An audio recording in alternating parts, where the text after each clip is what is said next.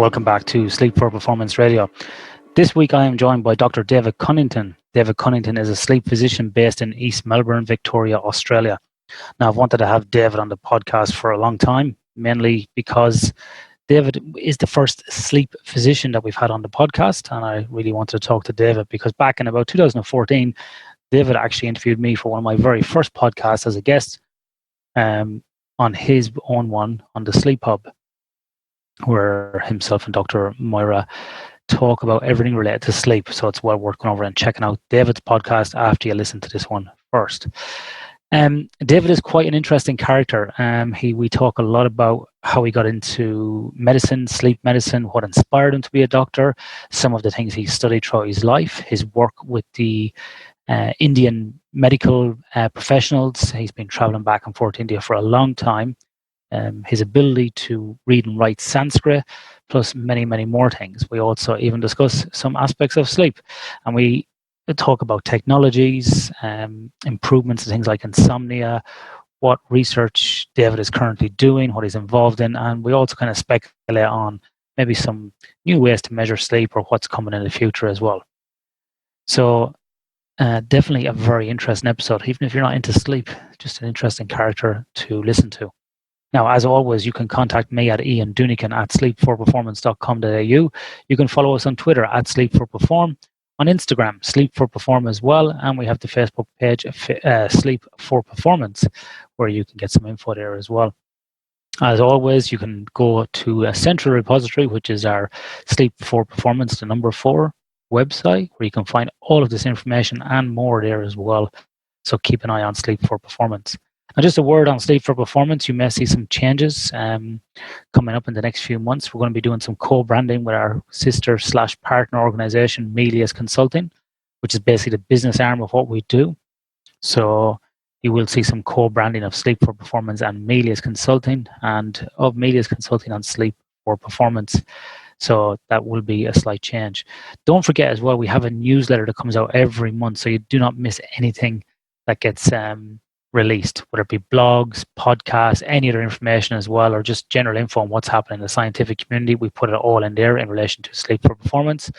It's a very short newsletter, so it's not going to be the life and times of Grizzly Adams. You're not going to spend hours reading it.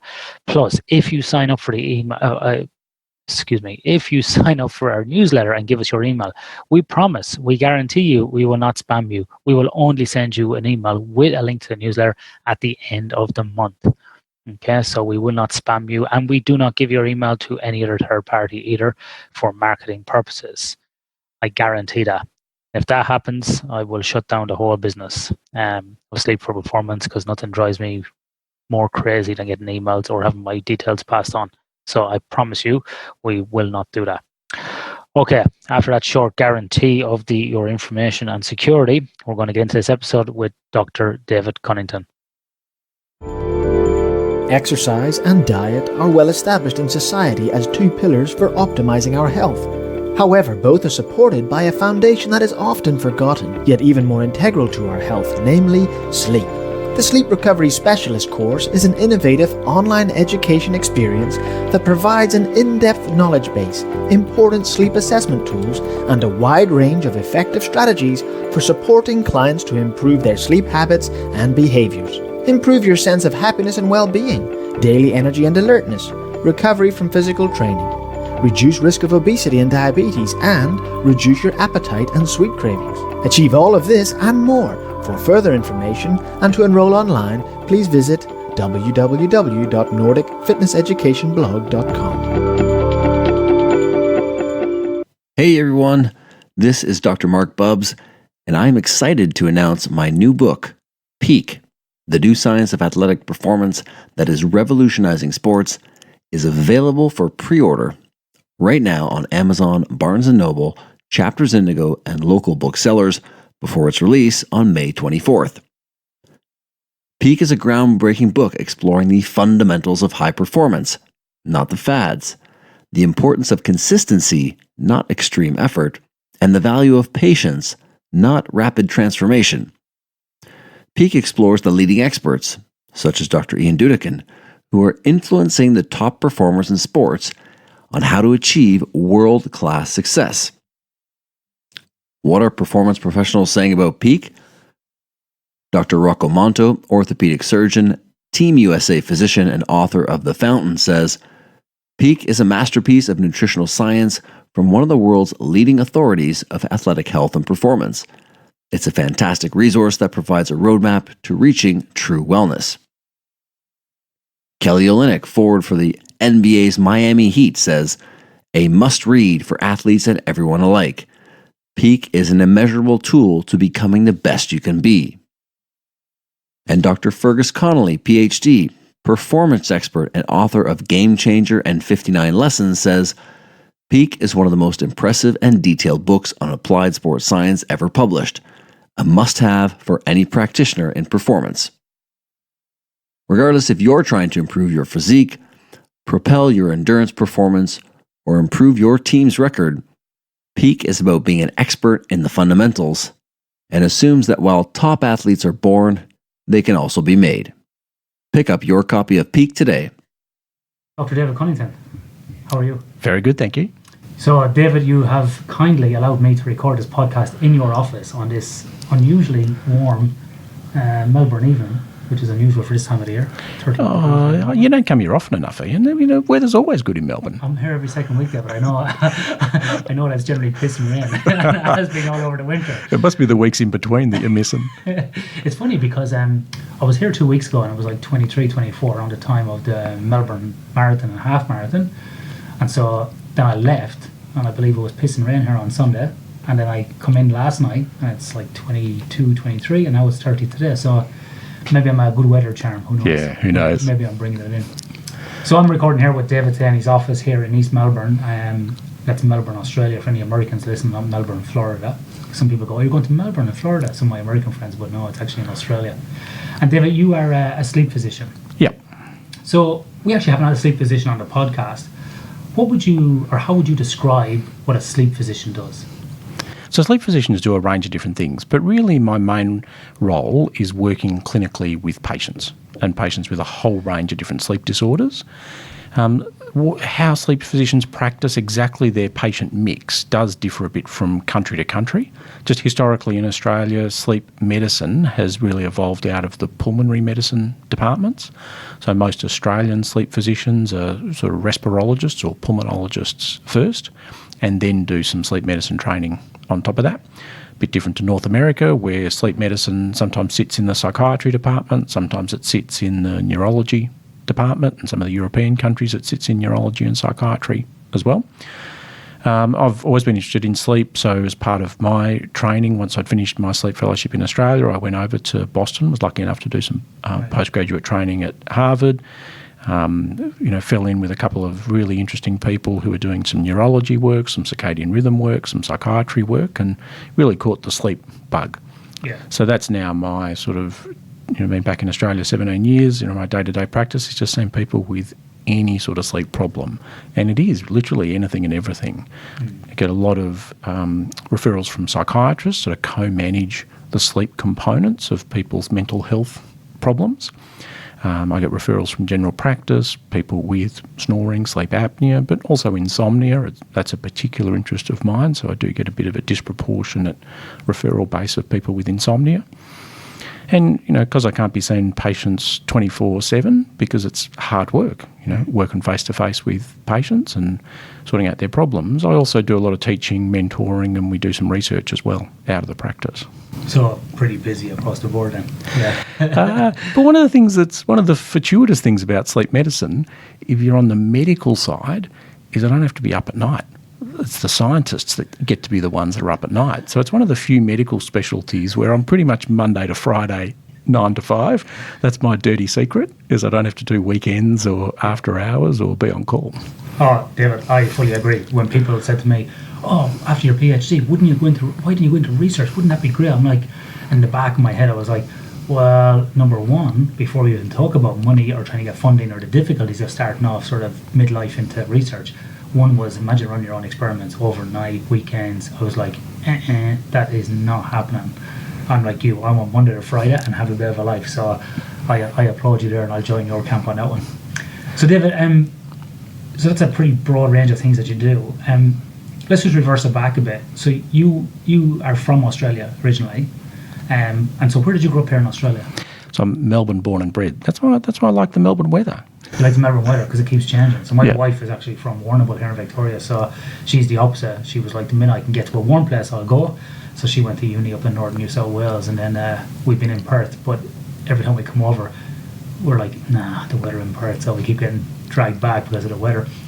But my question was, I suppose, growing up in Melbourne, did you always want to be a doctor? Or was it always something you wanted to do as a kid?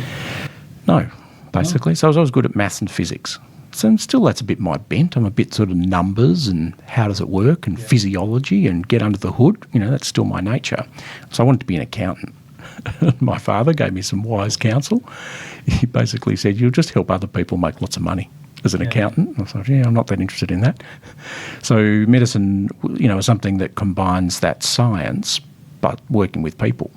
And then when I was in high school, I lived in Fiji for a couple of years and went to school there. And there was another doctor who was an Australian doctor and his family in Lautoka, the city we were living in. And he really just was an inspiration to me. So just an old school general physician who was head of the medicine at the Lautoka General Hospital. I really looked up to him and I just thought that is just an amazing job that he does. Yeah. And so that was 13 at the time, I remember, and that was it. I'm like, I want to do what he does. You want to be a doctor? Yeah, I want to be a doctor. Time, did you want to just go into like general practice? Did you think about, any sort of speciality? Or were you just like, I want to be just a doctor, like I want to be anything? Yeah, so he was an adult general physician. So, ran the Department of Medicine, anything sort of non-surgical that people had that came to the hospital, he'd deal with it. The complex sort of stuff, he'd take it on. Yeah, that was me. So problem solver. Yeah, that type of thing. And just life's a strange thing. But it turns out he's now back in Melbourne and he's got a particular interest in chronic fatigue. And he and I co-manage a large number of patients because people with chronic fatigue get sleep problems and they get insomnia, they get excessive sleepiness, they get circadian rhythm disturbance. And so I'll manage all of that side of their problems and he manages more of the fatigue side of their problems. And so we actually collaborate together and work together. So obviously you've told him how much of an influence he was on you as a young teenage boy. How did he respond to that? He's a pretty humble guy. Yeah. So he's, I'm sure, a bit chuffed, I hope, a bit chuffed. But, I've got to tell you, he's quite an inspirational physician and there's lots of Melbourne-based doctors who've trained under him at various hospitals and, would be similarly inspired. Yeah. It's an interesting kind of comment, isn't it, or a point that you make, because we often forget sometimes going about our day-to-day job or a task that we're doing or even how we lead our life about the effect we may have on the people around us, whether it be positive or negative. So it's really interesting about how we lead our life, not just for ourselves, but what people see around that and how you might, how I might maybe inspire somebody to, do what I do, or you inspire somebody else, or we kind of feed that energy into the overall human system, so to speak. So it's an interesting point about how we lead our life and how we can influence others to do other great work. So it's pretty interesting. So you were 13, you had that experience, you wanted to be a doctor. Did that kind of feeling sustain throughout high school? Were you determined to get to there, or did you stray from the path? No, that was it. Apart from a minor deviation, I had a bad week, I reckon, sometime in year 11, and decided I was going to quit school, take up a job as a food technologist at the local cannery, where I was driving forklifts over the school holidays.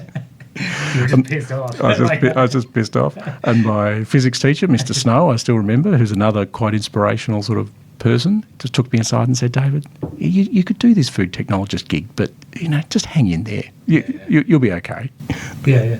Right. And so for people who want to be a sleep physician, obviously you got into medicine. So do you have to do a general medical degree first? Is that how it starts, or do you pick right from the start that you want to be a sleep physician? No. So definitely sleep medicine wasn't on the radar. And to be honest, it wasn't a specialty really when I was in medical school.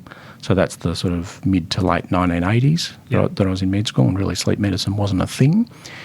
So I graduated. I met my wife, or my then-to-be wife, when I was in med school. She was a student nurse. Kris hadn't travelled much, and I did my internship, and then she said, basically, go on travelling. You can come with me. or not. Yeah. And so I went with her. So we had a year off, went and lived in London for a year, and had a good time, and worked in some of the district general hospitals in London, which gave me a sort of good perspective as well of a different healthcare system. And at that stage I thought I actually wanted to do surgery, so I did some surgical runs at some of these hospitals in London. And the NHS, it's got good and bad to it, but in those days, and that was the early 1990s, it was pretty much, I had 1 year's experience as a doctor, and I was the surgical person on call in the hospital, and someone needed major bowel surgery in the middle of the night. It was me. Really? And I'd be ringing the surgical consultant on the phone, and he'd be like, well, what are you ringing me for, boy? Just get on with it. So excuse me, sir, but I've not done this before, and I'm not really sure what I should do. Well, if you get into trouble, call me back. Dunk. Hang up the phone. I've cut him open. What do we do next? Literally. I'd be calling him back a bit later going, right, I've got him open. I think this is the problem. Well, get on with it then. Just patients horrified out there listening to this going, what? And so that cured me of my sort of desire to do surgery, largely. I think I still twitch at the thought of, that type of thing. And so then, because of my sort of love of maths, physics, complicated things, respiratory medicine was really an interest for me, because you can combine the whole sort of maths, physics thing, exercise science, VO2 max, anaerobic thresholds, all of that type of stuff.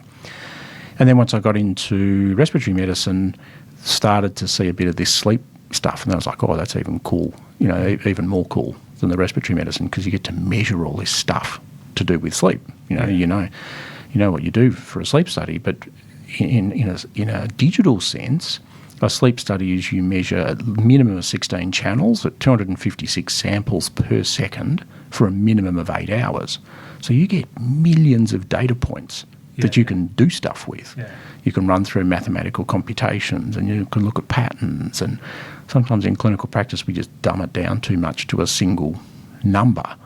But really it's an exquisite sort of physiology experiment that we're doing in an N of 1 to take someone's clinical symptoms, look very high detail at their physiology during sleep. And when someone's asleep, it unmasks some of their underlying physiology. And then you get to match that physiology to their symptoms and try and sort of meld those two together to plan a way forward. Yeah. So it's just a great way of bringing together that maths, physics, physiology, plus then the human side of it. Yeah. That's a great way of articulating, because I never thought about it like that. Like, it's so many different things happening at once, and you're trying to make a judgment, of it. And it is quite interesting for anybody who hasn't seen a classic sort of polysomnography sleep study. When you sit in a laboratory as a technician or as a researcher or as a medical professional looking at that data, you're right, it is kind of like, I remember the first time I ran a PSG study. It was actually with elite rugby players, and it's quite interesting because they're very different than the normal population. And some of these guys were playing for the Wallabies, some of them were playing for like the Super Rugby team. But you're sitting there looking at the data, and you kind of go to yourself, this is like when in the Matrix, when he's like, I can just look at all the numbers and I can see what's happening. And so there's this kind of, people will be like, oh, you haven't got the camera on, what's happening? I'm like, he's asleep, he's going into REM, and you have 4 or 5 screens, and you feel like this kind of super nerd, because you're looking at everything going, that's happening there, he's had an arousal, he's had this, his leg is twitching, his left, his chin is doing this. And you start looking at all the data from the signals, not from the person, because you can't actually see them.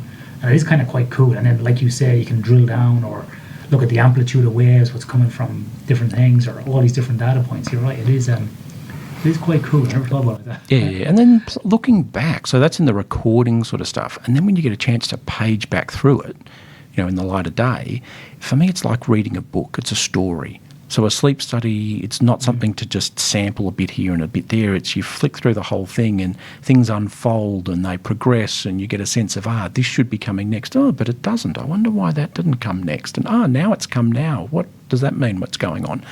And so it really that data tells a story. And yeah, that's one of the things I really like about it. Yeah. Do you think that this overnight polysomnography that we typically do to diagnose somebody with a sleep disorder is a really good measure of analysing somebody's sleep, or is there something better we can do to work out what a person's sleep is? So whilst sleep studies are cool, I love sleep studies, gives me heaps of data, there's so much it doesn't measure and so many questions it doesn't answer. because you would have had this experience as well in either athletes that you work with or other people that you work with, where the symptoms are very significant. There's really significant sleep symptoms, either of feeling awake or of feeling sleepy during the day. But you look at the sleep study data and you go, actually looks pretty normal. There's not a whole lot going on. And there's this absolute disconnect between what someone's experiencing and what you see physiologically. Now, it doesn't mean the person's not experiencing that, because it's real. It's just we're probably not measuring the right thing. And so, whilst we're, in one respect, trying to dumb things down and get to less and less sensors and simpler signals, if you think about consumer activity trackers or smartwatches or some of the other new technologies to try to pick wake and sleep very simply and inobtrusively. But in essence, if our very complex test still doesn't map well to what people are experiencing, there's probably more that we're missing. Yeah. And then if we're going the other way and actually trying to dumb it down, we're probably going to miss even more. Because, what these activity trackers can measure, they can pretty well. I saw an email exchange today that you're involved with. Many different devices can track reasonably well whether we're awake or asleep. They're not too far off in that regards. But that's totally different to why am I not feeling the way I wish to feel. That's just a total other thing altogether. Yeah. So why do you think it is, David, that some people, and this goes kind of two ways. You get somebody who comes into the laboratory, they sleep really well, they wake up the next morning and go, that was a terrible night's sleep. You actually bring them back into the technician room and you go back through a few of these, panes of the screen. You go, look, you slept all of this time, here's like the hypnogram, you had this amount of REM, blah, blah, like just generally, it's got to be scored, but, it looks pretty good. And you were actually asleep for 8.5 hours. And the person goes, I don't believe that, I don't trust that machine is bullshit, I feel like crap, I only slept for about 4 hours, I actually had my eyes closed but I was awake. They don't seem to understand what EOG does. Yep. So you got that happening. Then you have the opposite happening, where people are sleeping 4 or 5 hours, they're probably at significant risk the next day, and they go, oh, that was actually a good night's sleep. Yeah. So how do you kind of, I suppose, work with somebody that's got those completely opposite subjective feelings of what their actual sleep is, and how do you try to align those? Right, so they're just perfect examples of how, even though sleep studies are really detailed, they just don't capture that different domain, which is how does it feel? Yeah. Which to me is a totally different domain altogether. So when I think about sleep, one of the, if I'm trying to explain to patients about sleep, one of the things I talk about is there's many different ways of looking at sleep.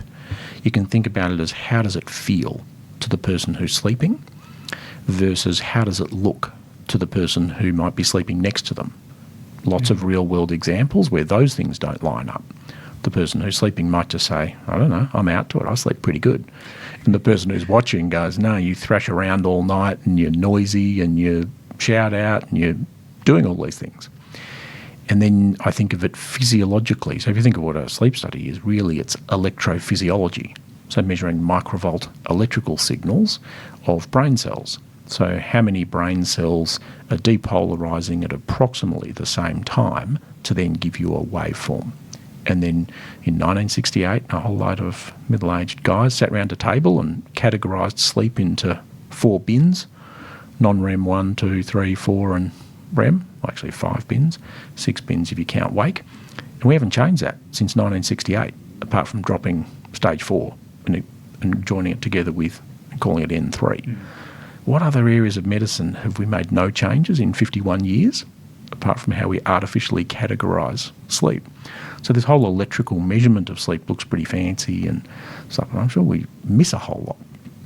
Because that's what we will be saying to the patient, hey, look, based on this electrical classification system we've got, you're wrong, we're right. But the patient's saying, no, you're wrong, I'm right. Yeah. And an observer may well say something entirely different. Yeah. And then the fourth way of looking at it for me, which is relevant in the sort of work you do in fatigue management or athletes, is the outcome. Who cares how it feels? Does it work? Are you feeling restored? Are you fit for duty? Is your recovery there? Is your performance there? Because in insomnia management, that's really important, because largely in insomnia management, almost all the work I do with CBT or other things is trying to disconnect people from how sleep feels to how it works. Yeah. Because when someone's coming to see me with insomnia, they're walking in the door wanting more minutes of sleep to feel deeper, to have less awareness of things. I'm wanting them to function well and have good physical and mental health during the day. So we've almost got these two different goals. Yeah. And part of the work I'm doing is trying to realign their goals to the functional outcome so that they're pretty much, you know what, sleep may not feel the way I wish it to feel, but it's working okay. I'm just moving forward. I'm getting on with life. Yeah. And do you think that's an issue? Because I find that talking to some people, after you assess their sleep objectively with, let's say, a wrist-worn actigraphy device or with a diary or some questionnaires or a combination of all of them, they still kind of go, oh, yeah, but I'm not getting enough sleep and I feel like crap. And do you find that some people like want to have an issue? They want to have like an insomnia, they want to be a poor sleeper, and then have this kind of bravado that, yeah, it's really bad, it's really crap, and I feel like crap, and you know, I get by, but I do what I have to do. So it's like this. But then when you sit down and look at it without looking at the person, you will go, actually, that person's a pretty good sleeper. I don't know what. And then when you marry it with the person, you kind of go to yourself, well, what are they bitching about here? Because it's pretty good. Right. So then often sleep's the tangible thing, and this is what I come across in clinical practice a lot. So the thing we can put our finger on most readily is, you know, how many times I woke up at night? How many minutes of sleep did I miss out on? How many minutes of sleep did I get? And so it cops the blame. Because the stuff that's harder to measure is, well, how much of an existential crisis have I got about the fact I don't like my job?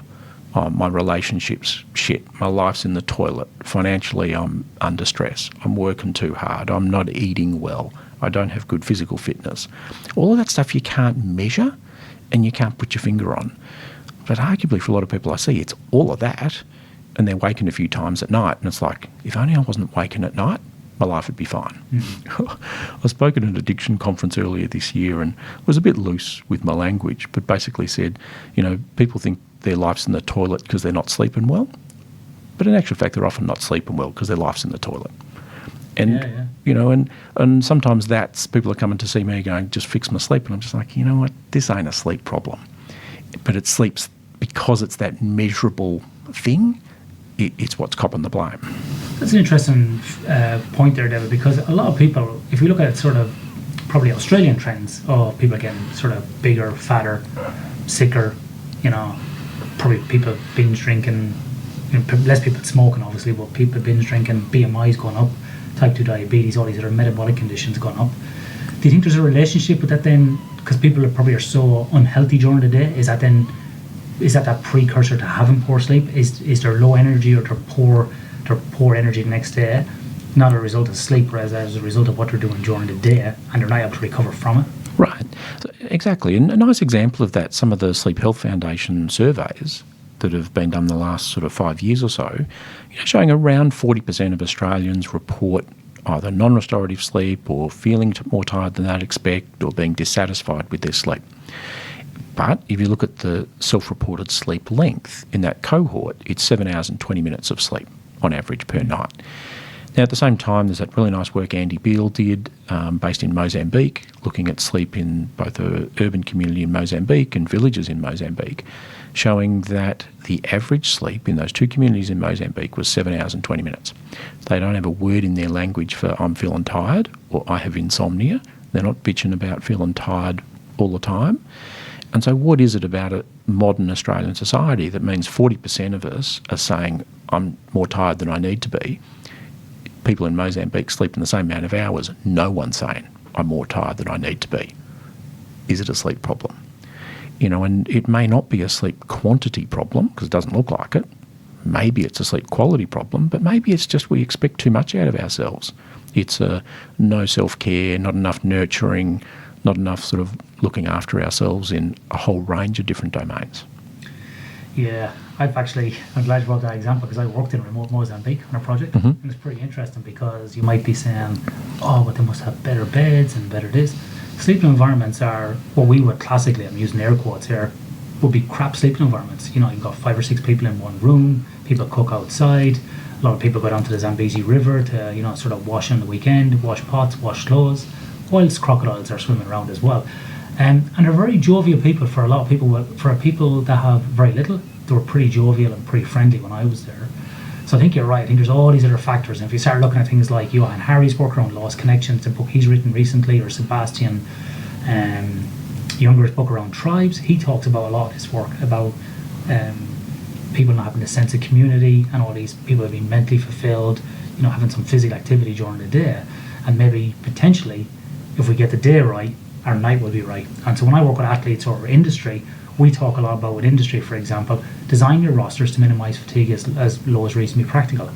Talk about having a caffeine strategy. If you've got people who've got poor sleep, have a referral pathway for sleep disorders. If you're using a technology, how does that integrate in with your business? And whilst performance is a good outcome measure we want to look at there in terms of productivity because it's a business, we also look as well as about reducing the risk, and then also to create a kind of a sense of community around people with education and training, and providing support around it also. But the other factors now that we're starting to look at the last 2 or 3 years is the connection with the wellness strategy in a business, or the physical activity, and also, more importantly, the last 18 months is the mental health strategy as well. And we've been finding in our consulting work that the mental health strategy typically does not talk to the fatigue management strategy. And so a classic example is in Western Australia. Whilst it's great there's a code of practice for mental health and fly in, fly out in Western Australia, if you search that PDF, the word sleep does not appear in it once. And there's such a relationship with sleep and mental health. If you look at Russell Foster's work, he's done lots of stuff on the relationship between sleep, schizophrenia, bipolar, and so on, and there is definitely a link. Yep. And so I think this kind of more holistic viewpoint of it, in terms of an organisational design in our consultancy work, we're definitely starting to look at. So is that something that you're starting to push more on yourself as a clinician, or? Yeah, absolutely. It's tricky sometimes as a clinician, because sometimes that's not what people want to hear. Sometimes people want to hear, look, don't open that Pandora's box. I didn't come to see you for you to sort of pry into that area. Just fix my sleep. Yeah. And I go, well, you know what? It's not so much about the sleep, or all these other things interrelate with your sleep, or I can't manage the sleep without getting into the weeds and tackling all these other issues. Yeah, it's challenging. Yeah, and I think it's interesting because we often, we'll have conversations one-on-one with people in industrial settings, and we work with a sleep physician, and we do this sort of a turnkey solution for companies, and we sit down and we give, in the consults, we said to people, the solution here is to lose weight, and people get really embarrassed, and it's not nice for us to say it to them, but it's like, unfortunately, your BMI is 40. This is causing your sleep apnea, which is causing you to have these fatigue-related events during the day, which is not good for your long-term health. You need to lose X amount. Here's a plan to do it. But I think sometimes by just tackling it head-on is better than sort of sweeping under the carpet because you don't want to offend somebody. I think it's best off to just get it out on the table. Yeah. I think just to get it. When we're talking about assessing sleep, Devin, you kind of spoke about the limitations of PSG and what we may not be capturing. Where do you see is the next kind of frontier in sleep assessment? Is it going to be in the neuroscience area, the respiratory area? Is it going to be in machine learning from the data we have already? Is it going to be, or even, I don't know, is Boston Dynamic going to come up with some robot that pulls their head apart at night? Yeah. What do you think is, like, as crazy as it might be in your head, what do you think it might be, not based upon anything? Yeah, so on my wish list is a reliable, unobtrusive, long-term sleep monitor that someone could just wear continuously, that's accurate, and that is able to, just over a long period of time, give me ideas about their sleep and wake activity patterns. Now, arguably, we've got that already. Actigraphy's been able to deliver that in a research sort of framework. Consumer activity trackers, to some extent, do that. But the way they display the data doesn't give me that longitudinal look at how sleep relates to time or sleep length over time. It doesn't give me data disclosure, so I can't get the data out. It's a black box and proprietary algorithm and an app interface or a GUI interface that's pretty locked down, so I can't actually see what's under the hood. So here's something, if someone's telling me, I'm having this trouble with sleep, or I'm sleeping long, or I'm sleeping short, or I'm sleeping late, or I'm sleeping early, they could wear something for 3 months and it'll just give me a really reliable sleep-wake behaviour pattern over a 3-month period, in ways that I can then cut the data to look at in a whole range of different ways, run different math on the data to look at length and rhythms and those type of things. So we're not far off that. I think the technology in a sensor sense already exists for that. It's more unlocking it. really nice paper that's just been accepted in sleep from Olivia Walsh, who's got a PhD in mathematics from. She draws those cartoons on Twitter. Right. Yeah, they're cool cartoons. Right, exactly. She is awesome. I'm a big fan of Olivia's, because she did that Entrain app about, you put in where you're travelling to and it tells you how to adjust the light for jet lag. But she's just done... That wasn't Jet Lag Rooster, was it? No, it was Entrain. Oh, Entrain, sorry. Entrain. You said it and I don't know why I said Jet Lag Rooster in my head. Yeah. Look in some other app.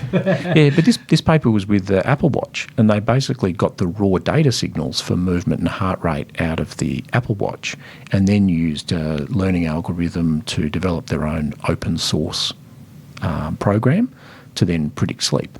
And they were able to accurately predict about 90-odd% of epochs of sleep, only about 60-odd% of epochs of wake, and that's one of the characteristics of activity trackers. You can't predict wake during sleep very well, but it's open source, and so that is where it needs to go, because people are already wearing these sensors, but making it open and opening it up to researchers to make better algorithms, so we can then use that data more effectively. I think that was the paper that Miriam Judo sent me this morning. Coincidentally, I'll be recording a podcast with Miriam Judo this Friday. Miriam is from Luxembourg originally, but lives in Vancouver.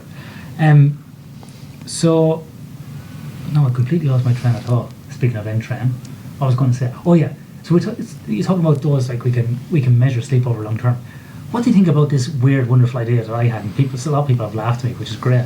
What about like a robot in your room, right?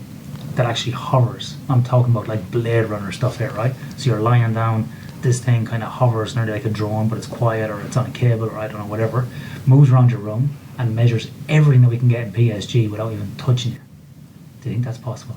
Sure. Why not? Because lots of the sensors exist. If you think of what we measure in PSG, so ResMed owns that bedside technology that's the ultrasound that, their S Plus device they sold in the US for a couple of years is that ultrasound device that could sit on your bedside table and measure respiration just with ultrasound, so without touching you. And you could get heart rate and movement from that same device. You've got Bedit's got their ballistocardiography device, the thing that goes under your sheet and measures just the impact of the heartbeat from your chest wall as a way of measuring your heartbeat. So those sensors are already there, and so we're not far off. I don't know how you're going to get EEG unobtrusively. Yeah. That's going to be a bit of a challenge. So you need some biomedical scientists on this idea. Yeah, apart from the fact that it'd be a little bit creepy to have some robot hovering over you during sleep. How are you going to sleep in that situation? Well, some people might say it's creepy to have like one of those Google things in your home, or one of those other what's what are they called? Not Hey Siri, but what do they call them? These things in your home? Yeah, the Amazon devices as well. Devices, yeah, they're a bit creepy, I think. Anyway, so if you're going to have one of those, you might well have something else flying around in your bedroom. Yeah. Yeah. So all those devices, David, when you look at them in terms of validity, so all those type of devices, Bedits, all those type of wearables, bedside technology, apps on your phone, all have a huge degree of variability, but all have huge marketing behind them. So general consumers find it very difficult to differentiate between one device to another, the validity of an app versus this. So with like the ResMed device, some people might say, well, what about my phone does that? I can download a free app and do that instead of buying one of these devices. Or, I can buy a Fitbit and do that without buying one of these clinically validated devices. What would you say to people who are looking around at different technologies like this, who may want to assess their own sleep before they come to a sleep physician? Right. It's tough. Yeah. Like I work in this area. I'm a bit of a geek about tech and measurement, and I can't keep up with it in terms of working out what's valid and what's not valid and what should you use and what shouldn't you use. So if you're not spending 24/7 thinking sleep like I am, good luck in trying to decipher that. So it's really hard. So largely the way I would approach it is most people have already got some type of device. So people who are interested in health have got some type of activity tracker or smartwatch or cycling data where they measure heart rate and power, or running data where they've got, they've got something. And so just in essence, I can try and then understand the strengths and the weaknesses of those relative devices and just work with them, with the device they've already got. Whereas if someone's trying to buy something with the specific aim of measuring sleep, I think you just got to recognise that everything's got its limitations. definitely the term lipstick on a pig you could apply to this category, because it's easy to make a really nice looking app that sits on top of data that is just completely useless and makes it, gives it a face validity that isn't backed up by the science. Yeah, and I think this is one of the challenges, is there some great marketing out there by devices, and they say to do all these different things, make all these bold statements, and it's just based upon absolute zero science. And when you look under the hood, to use your terminology, it's all referencing other papers that have got nothing got to do with the validity, and like lipstick on a pig. It's just this smoke screen that's created, and the general consumer that may not be scientifically trained, or even if they are, have difficulty sifting through and differentiating between these. Because I have the same problem as well. I get asked the question probably daily about devices, and just on my own interest, like yourself, try and keep on top of the technology. I'll go and look, and even then I'm like, oh, well, is this really the paper? And you got to keep searching and searching and searching, and it's extremely difficult to kind of drag out the good devices that are available for consumers to use. And then when you do get the good ones, of course, they're very expensive. Yep. And then people are like, oh, I don't really want to spend $300 or $400 US or whatever it might be. What can I get that's better, that's just cheaper and give me the same data? And then you kind of go, oh, you can get this, but it's limitations. Sometimes for some people I've been recommending, don't even worry about the technology, just keep a sleep diary for a while to see what you think you sleep and how you feel. Because for some people, just even doing that for a couple of weeks, they'll be like, oh, I actually sleep pretty good. Or even with that data, we can then turn on and say, if they report, like self-report caffeine or training time, we can say, maybe don't go to the gym at 8 o'clock at night and train for 2 hours. Maybe shift that back a couple of hours. Or have you ever stopped caffeine after midday? Or these simple kind of interventions, and they can result in a dramatic increase in sleep without having to spend hundreds of dollars on measuring stuff. So I put the question to James Slater, who you know from UWA. So I had interviewed him actually for about tracking sleep for the Sleep Talk podcast. And I put that question to him. Okay, so James, what should I be using for longitudinal sleep measurement in 2019? He said, pen and paper, sleep diary. Did he? Really? And that's rich because he's a bit of a sleep tracker geek, James. Exactly. But there's a lot going for it. The visual sleep diaries, because if you collect them longitudinally over time, visually you can see patterns. It's a behavioural experiment, so the person filling it out can also see those same patterns and reflect on their behaviour. Yeah. Interesting. So when people collect their own sleep data, whether it be by wearable technology, stuff in their bedroom, self-reported data, get a referral, when people come through your doors, and they typically undergo an overnight PSG either in the lab or at home, what's the most common type of sleep disorders you're seeing in the general population these days? So I see a biased or a skewed sample because I've got a particular interest in insomnia, and so there is a bit of referral bias in terms of that's what comes to me. But if you look at the Australian population and you look at prevalence of sleep disorders, so historically we think as sleep physicians mainly what you're going to see is sleep apnea, but in fact that's probably about 5% of the population have got significant sleep apnea, whereas 1 in 6 Australian adults have got chronic insomnia. So it's actually more common than, insomnia is actually more common than sleep apnea. And so in my personal practice, I see quite a lot of insomnia. We did some interesting work both in our practice and in one of the public hospitals here in Melbourne, looking at people presenting to sleep clinics, and showed that 2/3 of people have actually got more than one sleep disorder. And so it's usually, okay, you've got a bit of sleep apnea, but you've also got circadian rhythm disturbance, or you've also got some restless legs, or you've got insomnia and you've got some restless legs, or, and so that's a challenge, because if you try and design a very simple sleep service, which would be a challenge for you in terms of an offering for industry, is okay, we'll weed out the ones who fit a sleep disorder category. Yeah. People have often got more than one sleep disorder which makes it hard to do in a sort of a flow chart sense, and really means often then the care they need is going to be quite individualised, personalised care to tease out the relative contributions of a number of different sleep disorders. And multidimensional in some cases, Yeah, that's quite interesting. So when you say a chronic insomnia, how you define an insomnia? Is it around sleep onset insomnia, wake maintenance, or early morning wake-ups, or however? Yeah, so think of the DSM-5 definition of chronic insomnia or insomnia disorder, which is difficulty with either getting to sleep, staying asleep, or waking earlier than you expect for 3 months or more, most nights of the week. But the key is, and impacting on daytime functioning. Because that's where this disconnect is. There's no shortage of people who feel like they wake more than they wish they would, or wake earlier than they wish they would, but function perfectly fine through the day. And that's, what do we call that? And for me, I really would call that sleep dissatisfaction rather than insomnia. Because if you think of insomnia as it's got to have that impact on daytime functioning, that's your 1 in 6 or your 16% of the Australian population. You think of the people who are tired and dissatisfied with sleep, that's your 40% or your 4 in 10. And so you've got that sort of, that's your gap. A whole lot of people dissatisfied with sleep, but only a subset of those are going to have the insomnia because they've got the impact on daytime functioning. Yeah. And you say they may have another sleep disorder as well. What's the most kind of common sleep disorder that would accompany insomnia? Oh, a whole range. Sleep apnea, because that's also pretty common in the community, particularly in the population you'd be dealing with. Shift work, or not shift work disorder, but circadian rhythm disorders in people who are doing shift work or working irregular hours. Yeah. I find this an interesting one because it's interesting you said about the classification for 3 months or more.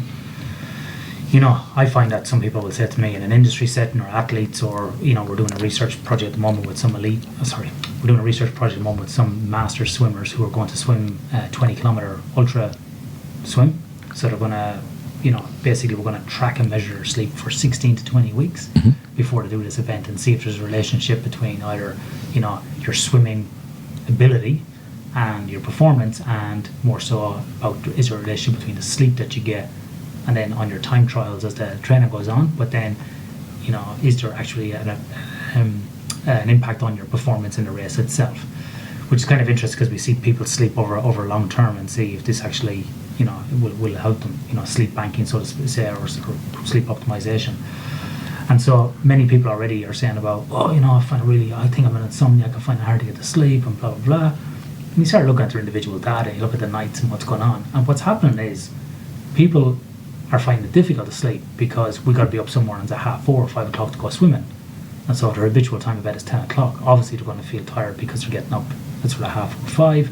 But then on days where there's no swimming, they're increasing that sleep up to 7 to 9 hours because they're waking up at 6 or 7 o'clock next morning. So it's more like a function of their schedule for training or their work schedule that's driving the so-called insomnia, where it's more about their behaviour, about adjusting bedtime and adjusting lifestyle factors. Again, it comes back to what's happening during the day, which seems to be able to magically eliminate insomnia that people say they have. Yeah, so think of it as, although one of the terminologies we'll use is acute insomnia versus chronic insomnia, and really the way I'd think about that is acute insomnia is where you would predictably have disturbed sleep because of external factors that are somewhat time limited. Such as an early morning flight, going to work early, getting up for training. Exam in a couple of days and you're a bit undercooked in terms of your study, you know, those types of things. Another way of thinking about it, think of, acute insomnia is your sleep gets thrown out by some external stimulus or external factor, that factor's removed, your sleep goes back to normal. Whereas you think of chronic insomnia is those external factors have passed, your sleep hasn't gone back to normal, but for me the key is you've developed some perpetuating factors, which is your thinking and behaviour around sleep has now changed. So that for me is the characteristic of someone with chronic insomnia, is they think about sleep differently to a good sleeper and they behave around sleep differently to a good sleeper. So some examples would be, I'll give you a few examples. So if I go out socially and people ask me, what do you do? If I say I'm a sleep specialist, someone who's got insomnia goes, gee, that's really interesting, and asks me lots of questions. Someone who hasn't got insomnia just goes, geez, get a real job, and goes off to the bar to get another drink. It's like men are from Mars, women are from Venus. It's just this polar opposite approach.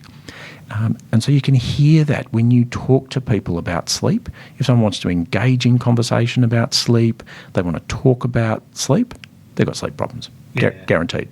Someone who doesn't want to engage in conversation about sleep, I don't think about it. It just happens. You know, they've not had a sleep problem. Yeah, I'm laughing because my auntie was over from Ireland a few years ago and she's in her early 70s. And I was just finishing my PhD at UWA. And, you know, she was asking me some questions. She goes, what's this PhD? And I said, sleep. What do you mean sleep? I said, sleep. Like, sleep, like nighttime. She kept asking about 15 times. I was like, yeah, sleep, Alice. I said, you know, sleep. That's ridiculous, she goes. Sure, people just sleep. Why would you want to research that? I said, well, there's conferences where thousands of people get together every year. Oh, that's ridiculous. You guys need to cop onto yourself. Like, as if like we were all just wasting our time. Right. So I was flying to Delhi recently to a conference in India, and I sat next to this lovely Punjabi lady, and she asked me where I was going. You know, I said to India for a conference on sleep, and she's exactly the same. She goes, well, what are you doing that for? You know, I just do my yoga, I do my meditation, and I sleep. What's the problem? Right. She's never had sleep problems. Never had any problems, yeah. On that point about yoga and meditation, I've been kind of looking at this last probably year and a half, and I've had 2 Buddhist monks on my podcast talking about this.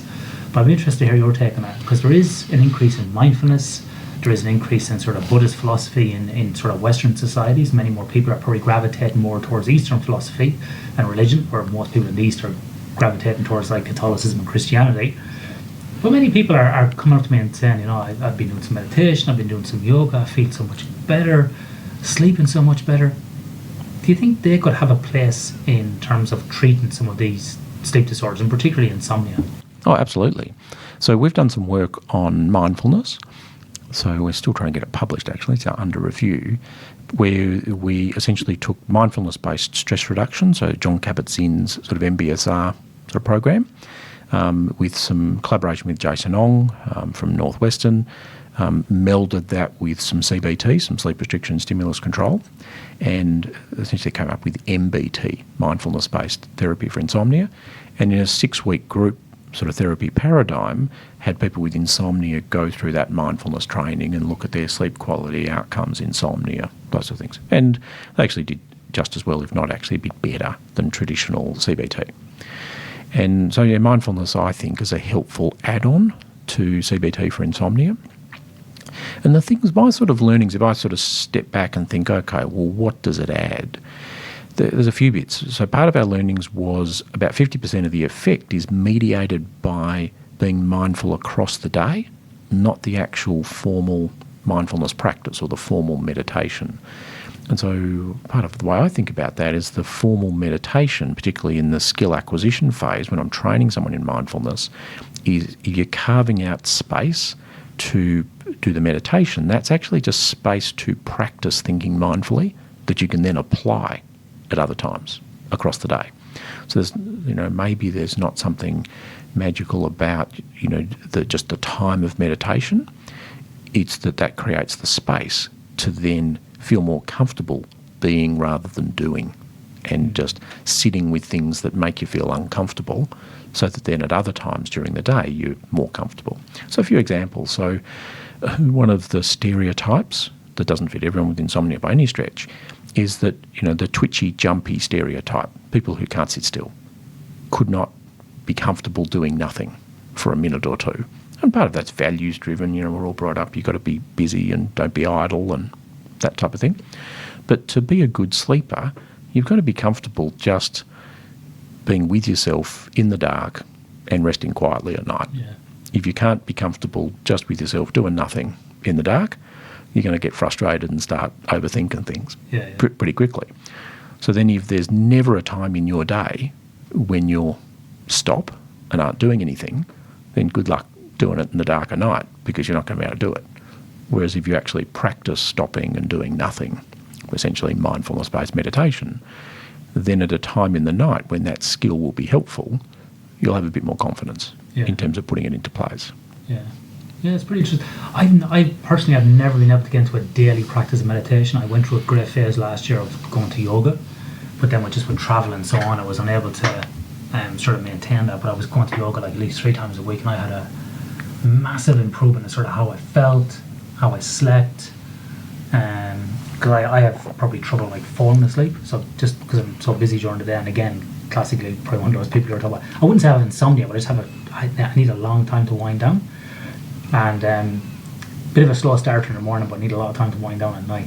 But anyway, I had great guns with this sort of this yoga intervention I did, and I also did a silent retreat a couple of years ago, and I'm doing another one in about 6 weeks. I know people are laughing, going, "Him a silent retreat," but I actually really enjoyed it. I just do these weekend silent retreats, and I actually found the opposite. So the first night in the silent retreat, and probably slept, I don't know, 6.5 to 7.5 hours roughly. The next day, meditating all day, not doing much activity, and because I'm not a frequent meditator, I thought this is going to kill me, right?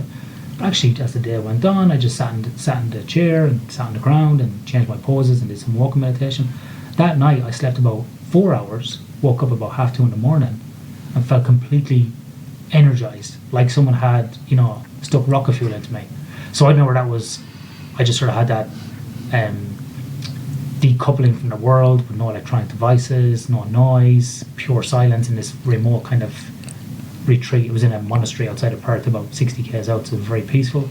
So whether it was because I was in that environment that I got kind of energized from it, or maybe I'm just naturally a short sleeper, or maybe it was the fact that I just completely dealt with a lot of stress within a very short space of time. So I think it's interesting that mindfulness, whether it be over a long period of time or whether we do these retreat type things, they can have a kind of a fairly significant influence on how we sleep one way or the other. So I'm kind of interested in the future, potentially, to run some studies looking at people on these silent retreats that go for 3 days, 10 days, or even longer. Yep. Do you know of any work that's happening on that? 'Cause I couldn't find Yeah, I can talk about a few things. So nothing formal. Yeah. But a couple of things. So just reflecting as well. So I've been working in India for a good 10 years or so. So I've been there more than 20 times over the last 10 years and been involved in developing sleep medicine in India. India is just a fascinating country, and there's this generational shift that's going on in India. So the old Punjabi lady I sat next to on the plane, she's the old India. Traditional practice of yoga and meditation. They come to the hospital, they want to know what pranayamas should I be doing to fix my problem, doctor. But the Western India, or the modern India, is the university-educated, westernised Indian who is just highly competitive and has all the insomnia we get in the Western world. In fact, more so, because they're just working hard in this highly competitive environment, and they've totally dropped the traditional practices of meditation and yoga. Now, the bit I didn't tell you is when I lived in Fiji, I lived in an Indian community. And so there's a lot of Fijian Indians. Because a lot of Fijian Indians. So then learned to read and write Hindi, and then took Hindi in university and studied Sanskrit. And so I'm a bit of a dark horse, yeah. Yeah, bit of a dark horse. So this conference recently was in Nagpur, which is in central India. And Nagpur is the home of the RSS, which is like the think tank behind the BJP, which is this sort of nationalist Hindu movement that Modi is from. And so to have come to town a Sanskrit scholar from Australia who's done research in meditation and yoga for insomnia, I was a bit of a rock star in Nagpur. And you're whiter than I am. Yeah, right, exactly. So, but the paradox of a white guy going to India to teach them about the merits of meditation and yoga for insomnia, it was pretty funny.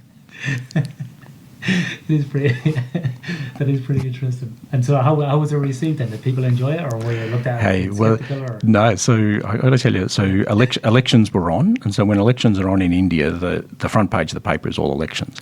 I got the front page of the paper with a photo.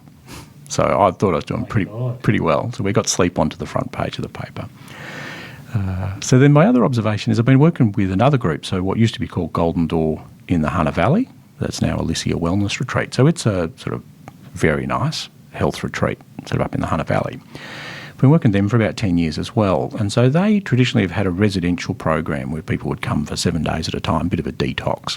And if you look at their clientele, they're people who work professionally, feel like they're burning out, might go for 5 days or 7 days as a retreat. And do meditation, yoga, a whole range of things. So I've been going there running either some CBT programs for sleep, or now we've integrated sleep education into their sort of general program. But the bit that I've learnt there is I'll run the same program here in my practice that I'll run there. But here in my practice, someone's in their day-to-day life and they'll come in, they'll do it for an hour and they'll be thinking about how they're going to make dinner and get home to the kids. And where they go to Golden Door, they have given themselves permission to take time out to upskill themselves in things to change. And they're very open to change and very receptive to change. So what I can get done with people in a therapy sense on retreat versus in their normal role is totally different in terms of their ability to take on and integrate new skills. Yeah. They don't necessarily sleep better. In fact, when they sleep, much like your experience at the silent retreat, they actually sleep worse when they come. And there's something about just changing of environment and shaking so many things up that everything just gets a bit stirred up. But yeah, certainly people are much more open to change. And the other thing I've learned is that we seem to be able to give ourselves permission to take time out to go on retreat, but we don't give ourselves permission to take time out every day for self-care and nurturing. And so my sort of way of thinking about that is you want to go on retreat for 20 minutes, 30 minutes every day as a health maintenance, rather than go on retreat for 5 days because you're burnt out and you've desperately been hanging on for the last 6 months to finally go away to retreat. Yeah, it's an interesting point. I had a friend of mine on the podcast last year, Buddha Rikita, who's actually, you talk about you going to India. He's an Irish guy, PhD in chemistry, who sort of gave it all up to become a Buddhist monk. And he was living in Perth for a while, and now he's in Sri Lanka. And he said something though similar on that same point about, like, not creating space every day. But he goes, but if you do go on a retreat once a year, at least it's better than nothing. Sure. So at least you're creating that space to kind of work on yourself and so on. So he had a very interesting take on it when we spoke about mindfulness, about, kind of similar to your points. We tend to beat ourselves up a lot. We don't create that space, but we kind of kick ourselves in the ass the whole time. And so he was kind of coming back to these other principles, like, are you getting up every day? Are you providing for yourself and your family? Are you trying to be, slightly better? Are you killing somebody? Are you harming somebody? And if all those things are good, well, look, big picture wise, you're not doing so bad, And so, we're so busy but trying to beat ourselves up every day about not doing this and not doing that. Because I find that people these days, especially this kind of what I would say the middle of the road person, middle class, middle income, sort of educated, degree or master's, and it's like, okay, I want to get up in the morning, I want to train for a triathlon, I want to have 2 kids, both parents are working, they want to have the 4-bedroom house in somewhere like Brighton here in Melbourne, or, the house has to be great. They want to entertain on a Friday and Saturday night, but they want to race the triathlon on a Sunday. Then they want to do meditation. They want to go on retreat. They want to be studying another degree part-time. They want to go to cooking classes. They want to catch up with their friends. They need to socialise and have coffee. And it's like, you've got sleeping problems. Really? You can't do it all, guys, So sometimes I think when they take these breaks for retreats, like you said, are giving themselves that permission to made that space, so they're really going to focus on it. Because the good part about, I think, those type of people is they're so driven during the normal work week that when they do go there to relax, they're actually really kind of driven about being relaxed and doing the work. So that can be switched the other way. Yeah. So it's pretty interesting. I'd be interested to see if more work happens around this sort of showing maybe the efficacy and the benefit of mindfulness on sleep. Because again, it's going to be coming back where we started the conversation. It's going to be difficult on the measurement, the self-reported versus the objective. And is there a benefit at the end? Yeah, and certainly that's what our results showed. So if you looked at measures that captured distress or measures that captured quality of life, big improvements. If you looked at measures that captured minutes of sleep, modest improvements. Yeah. And so, but that fits with really the outcome I'm after with managing a lot of sleep problems, is less distress, better quality of life, less about the minutes of sleep. Yeah. So the objective has been met then. Yeah. Yeah. One last question, David, on this topic is the opposite of that. Some people go, well, I couldn't be bothered with retreats. I go on holidays once or twice a year. I went to Hawaii. You said, Ian, to get, at least 8 hours of sleep on holidays, try to recover. But normally I sleep 5 or 6 hours at home and I get by okay. And then I go on holidays and I sleep 8 hours every night. I didn't turn on the alarm clock like you said. I turned it off. I got up whenever. And after 2 weeks, I felt like shit. Why do you think that might be, that people go on holidays, get extra sleep, and actually feel worse? Yeah, so there are lots of different theories. So one of my sort of theories or ways I'd try and conceptualise that is you've taken the foot off the accelerator. And the framework that your comparator is when you're in your day-to-day life, foot's flat to the floor, you are on that edge of the most nervous energy you can possibly run on before it boils over and the wheels fall off. You're right on that edge. And any time you're not right on that edge, just feels slow and not exciting and not edgy and not on the, not, it's quite addictive, that feeling of that high nervous energy. Doesn't mean it's sustainable, it doesn't mean it's healthy, but it feels good. And so you go on holidays and you pull back a bit, take the foot off the accelerator, it's just like, it's like the air's gone out of the tyres in some respects. And so why do you think then people would feel worse? Is it because potentially they're making up on lost sleep that they've accrued over time? Or so there'll be a bit of that, but whether it's just lack of the energy, they're kind of bored, and that's a substitute right, for it. right. So I think it's both. So as you know, sleep debt's the best kind of debt you can have because you don't have to pay it back 1-to-1. You get a discount on the payback. And so a couple of days of recovery sleep, and that sleep recovery's done. It's not that recovery sleep, but that fits for me with that hypothesis of taking the foot off the accelerator. So they're running at as much voluntary sleep deprivation as they can get away with, and have voluntarily turned up that nervous energy, which in turn means your higher sympathetic nervous system drive, so you're going to be able to generate less minutes of sleep. And then you take the foot off the accelerator and there's less of that sympathetic drive, so the brain's going to generate more minutes of sleep before that nervous energy sort of kicks in and wakes you up. And so I don't see it as being sleep inertia, overslept, those type of terms. I just see it as, it can feel flat. You take your foot off the accelerator and it just, come on. What? Yeah, what's next? What's next? Yeah. Excellent. All right. Well, look, David, thanks very much for your time this evening. Really appreciate it. If anybody wants to follow you, because I know you're active on different social media platforms, I don't see you getting into any good Twitter debates, which is good, I suppose. I get drawn in. Another story. I've had to block a few people lately. But you also have your podcast as well. Do you want to let our listeners know about that? Because I want to push some listeners over there who might be sick of listening to me. Yeah, sure. Listen to you for a while. So on Twitter, I'm at just at David Cunnington. I post something on Facebook 5 days a week, a curated sort of research thing on sleep. Yep. Similar, Dr. David Cunnington on Facebook. And then the podcast is called Sleep Talk, talking all things sleep, and it's on all the podcast distribution channels. A little bit different to Ian's podcast, talk a little bit more about sleep, different sort of sleep disorders and sleep topics, and co-host that with Dr. Moira Junger, who's a psychologist. We're up to episode 47 published and just doing sort of 48, 49 at the moment. Yeah. Mine's a bit more rambly, my podcast, which suits me because I ramble anyway. David's is far better orchestrated and edited and professional than our one is. But I do appreciate people listening to my guff every week or so that's great. David, thanks very much for your time. Really appreciate it, and hope to have you on soon. Pleasure. So that was Dr. David Cunnington. First of all, thanks to David for providing me with his own Zoom equipment for recording the podcast in his office in East Melbourne. And thanks to David for allowing us to record in his office after hours as well. I was on a short business trip, 48 hours in Melbourne. And, David's quite a busy guy, so I do appreciate making the time to record that podcast and uploading this episode to Dropbox for us to be able to do the editing afterwards. So, as a quick reminder, you can contact us at iandunican@sleepforperformance.com.au. Go over to the webpage, sleepforperformance.com.au. And any questions, just fire them through. And we might have a Q&A session coming up soon on the podcast.